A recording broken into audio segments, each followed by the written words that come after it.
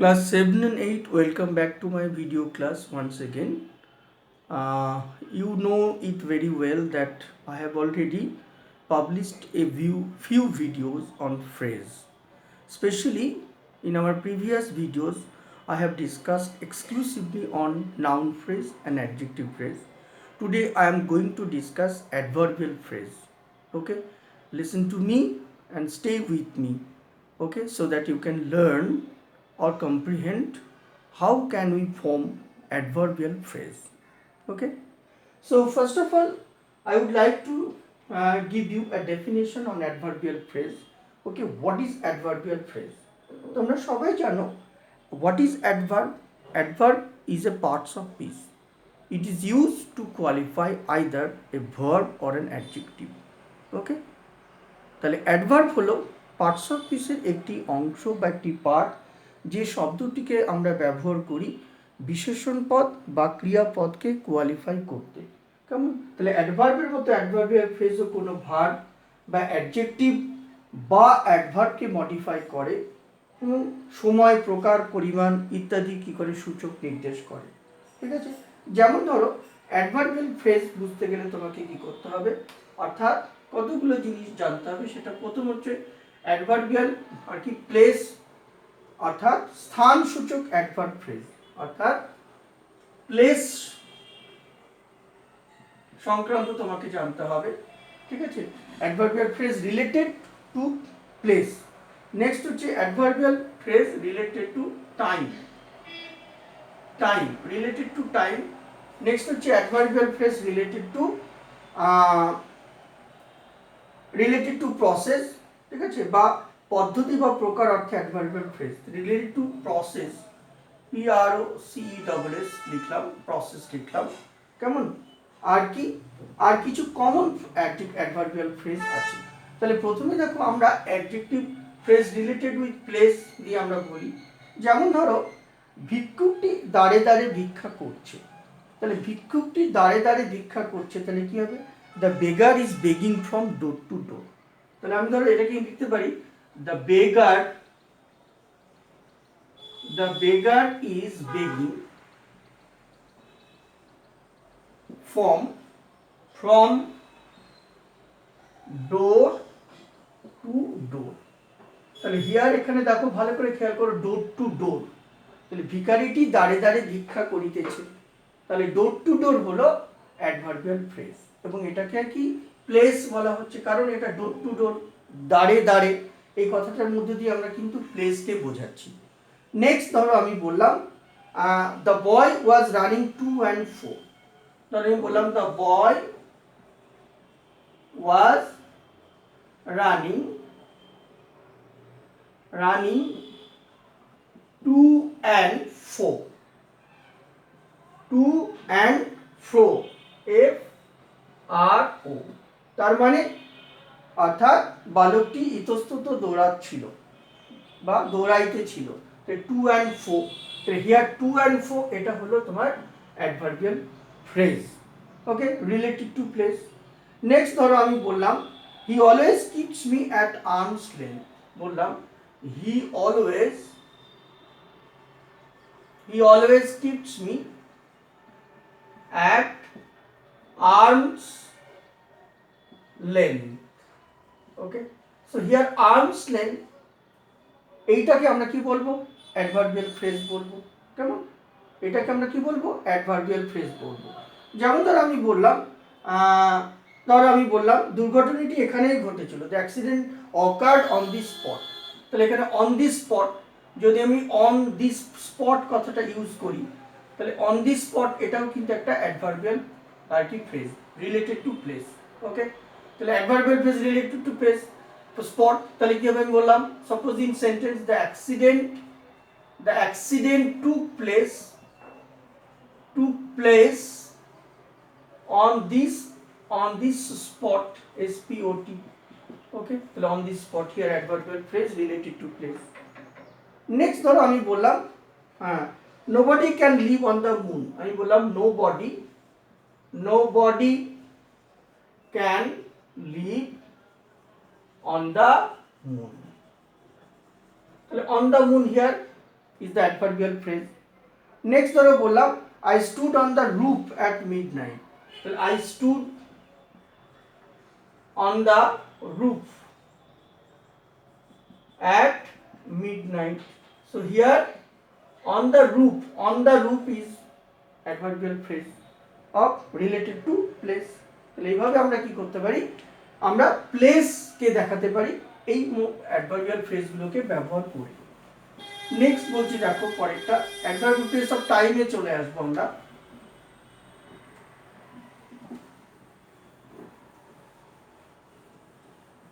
আমরা টাইমকে কি করে নির্দেশ করব, how can you indicate time by using adverbial phrase. Suppose he disobeyed me my order again and again. আমি বললাম he disobeyed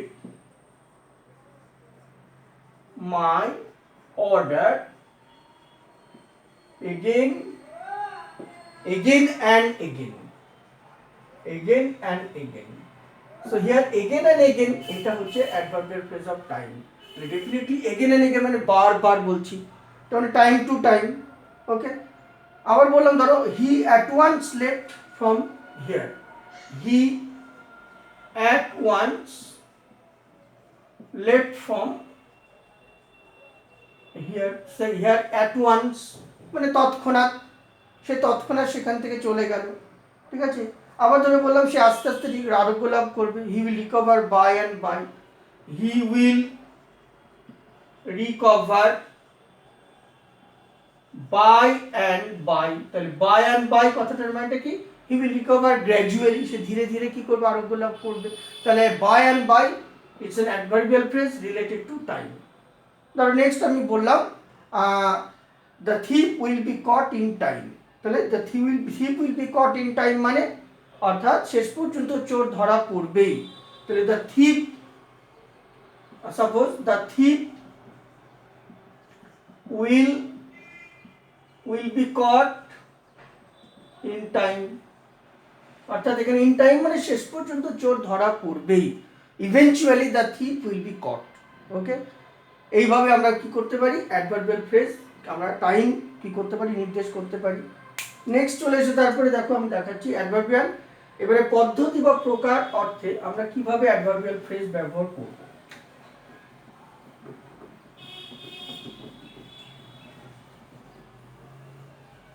আচ্ছা, এবারে আমরা প্রসেস সংক্রান্ত বিষয় নিয়ে আলোচনা করি। দেখো এখানে বলছে, ধর আমি বললাম সমস্ত বাধা বিপত্তি অতিক্রম করে সে আমার পাশে দাঁড়িয়েছিল। তাহলে এই সেন্টেন্সটাকে যদি লিখি তাহলে কি হবে, হি স্টুড বাই মি, ঠিক আছে, থ্রু থিক অ্যান্ড থিন। তাহলে he stood by me through বাধা বিপত্তির মধ্য দিয়ে, তাহলে through thick and thin, thick THICK thick and thin. তাহলে থ্রু থিক অ্যান্ড থিন এই কথাটা হলো তোমার অ্যাডভার্বিয়াল ফ্রেজ অফ কি, তোমার প্রসেস। পদ্ধতি বা প্রকার অর্থে আমরা এইভাবে বলতে পারি। ধরো আমি বললাম হ্যাঁ সে প্রাণপণে শত্রুর সঙ্গে লড়ল, তাহলে কি হবে, he fought with the enemy tooth and nail. তাহলে হি ফট with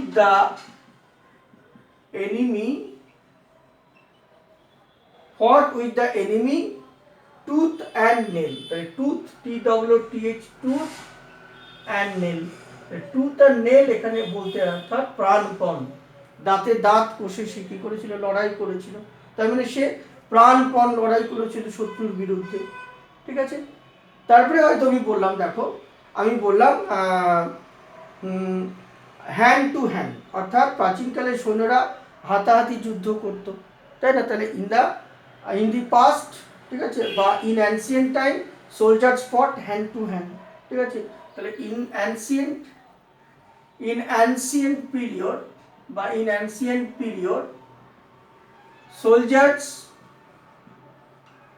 used to fight hand, ঠিক আছে, হ্যান্ড টু হ্যান্ড মানে হাতে হাতে, তাহলে হাতাহাতি তারা কি করতে, যুদ্ধ করতে, তাহলে hand to hand, this is an adverbial phrase. Next হয়তো বললাম দেখো আউট অ্যান্ড আউট, অর্থাৎ Churchill was out and out A Statesman, অর্থাৎ চার্চিল নিঃসন্দেহে একজন রাষ্ট্রনেতা ছিলেন। তাহলে আমি বললাম চার্চিল, CHERCHILL, তাহলে Churchill was out and out, was out and out a statesman, STATSMAN, statesman, এরকম। তাহলে আউট অ্যান্ড আউট কথাটাও কিন্তু অ্যাডভার্বিয়াল ফ্রেজ। ওকে, এইভাবে আমরা কি করতে পারি, আমরা আবার দেখো হার্ট অ্যান্ড সোল, এই কথাটাও তোমরা শুনেছো, HERT, হার্ট অ্যান্ড সোল। তাহলে হার্ট অ্যান্ড সোল মানে এখানে প্রাণপণ অর্থে হার্ট অ্যান্ড সোল, ঠিক আছে, অর্থাৎ সাফল্যের জন্য তিনি প্রাণপণ চেষ্টা করেছিলেন। তাহলে he tried heart and soul for success, আমি বললাম হি ট্রাইড, সে চেষ্টা করেছিল, he tried heart and soul, কেন, ফর সাকসেস, ফর সাকসেস। এইভাবে আমরা কি করতে পারি, অ্যাডভার্বিয়াল ফ্রেজের সাহায্য নিয়ে আমরা ইংরেজি সেন্টেন্সকে কি করতে পারি, সমৃদ্ধ করতে পারি, কেমন। এছাড়াও দেখো কিছু কমন অ্যাডভার্বিয়াল ইউজেস তোমাদের আমি দেখাচ্ছি, কিছু common adverbial uses.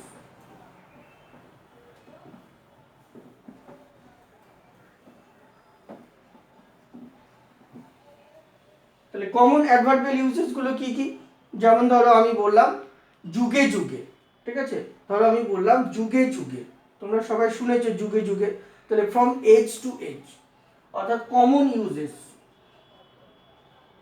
common uses of adverbial phrase, ঠিক আছে। তাহলে ধরো আমি বললাম যুগে যুগে, তাহলে যুগে যুগে কি হবে, ফ্রম এজ টু এজ, তাহলে ফ্রম এজ টু এজ, এটার মানেটা হচ্ছে যুগে যুগে। ধরো বললাম নেক্সট বললাম ধরো কস্মিন কালে, অ্যাট এনি টাইম, আমরা বলি না অ্যাট এনি টাইম, যে কোনো সময়, ঠিক আছে, এই অর্থে আমরা বলি, ঠিক আছে। তারপরে ধর আমি বললাম হ্যাঁ দ্বারো দেশে, দ্বারো দেশে, তাহলে at the doorstep, at the doorstep. তারপরে ধরো নেক্সট বললাম মোটের ওপর, on the whole, on the whole, WHOLE। তারপরে ধরো বললাম ইন অল রেসপেক্ট, সর্বোত্তভাবে, তাহলে in all respect, in all respect. Next ধরো আমি বললাম ইন কোর্স অফ টাইম, কালো চক্রে, তাহলে in course of time, that is কালো চক্রে। নেক্সট ধরো বললাম আজকাল, তাহলে কি হবে, নাও এ ডেজ, তাহলে ইন কোর্স অফ টাইম এটা একটা কমন, এটা একটা কমন, নাও এ ডেজ, আজকাল আমরা বলি। তারপরে ধর আমি বললাম হয়তো অ্যাট লাস্ট, অবশেষে, তাহলে অ্যাট লাস্ট, এটাও একটা কমন ফ্রেজ। নেক্সট হয়তো বললাম অ্যাট লিস্ট, কম করেও, কমপক্ষে, অ্যাট লিস্ট, এটা একটা কমন ফ্রেজ, ঠিক আছে। তারপরে ধরো বললাম more or less, more or less, এটাও একটা কি কমন তোমার অ্যাডভার্বিয়াল ফ্রেজ, ঠিক আছে। এছাড়া অনেক আছে, এরকমভাবে আমরা লিখতে পারি, হ্যাঁ, ওয়িং টু ইলনেস, ধরো আমি বললাম owing to illness, OWING, owing to illness, এটা একটা কমন তোমার অ্যাডভার্বিয়াল ফ্রেজ, ঠিক আছে। আমরা লিখতে পারি in all respect, in all respect, this is also an adverbial phrase, okay, this is a common adverbial phrase.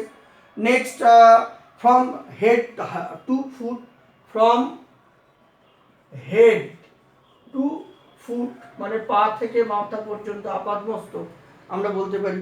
ধরো তো আমি বললে হ্যাঁ আপ দ্য রিভার, ঠিক আছে, for ever, for ever, up the river, for ever মানে চিরদিনের জন্য বা চিরতরের মতো, ঠিক আছে, এরকম করে লিখতে পারি।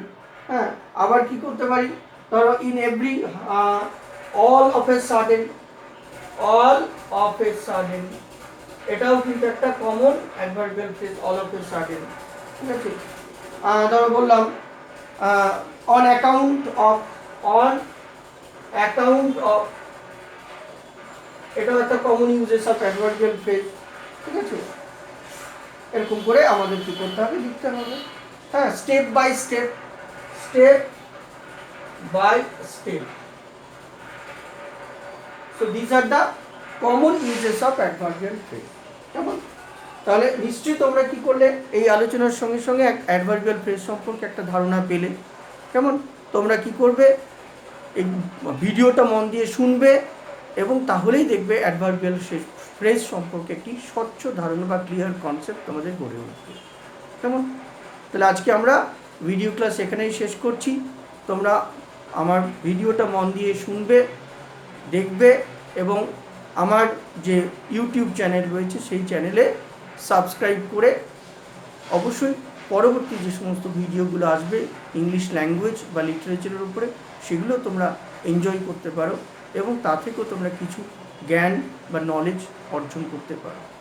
তাহলে সবাই সাবস্ক্রাইব করো আমার চ্যানেলটিকে এবং আমার ভিডিওগুলোকে এনজয় করো। ওকে, এটা আমার এক্সপেকটেশন বা প্রত্যাশা থাকবে তোমাদের কাছে। Thank you.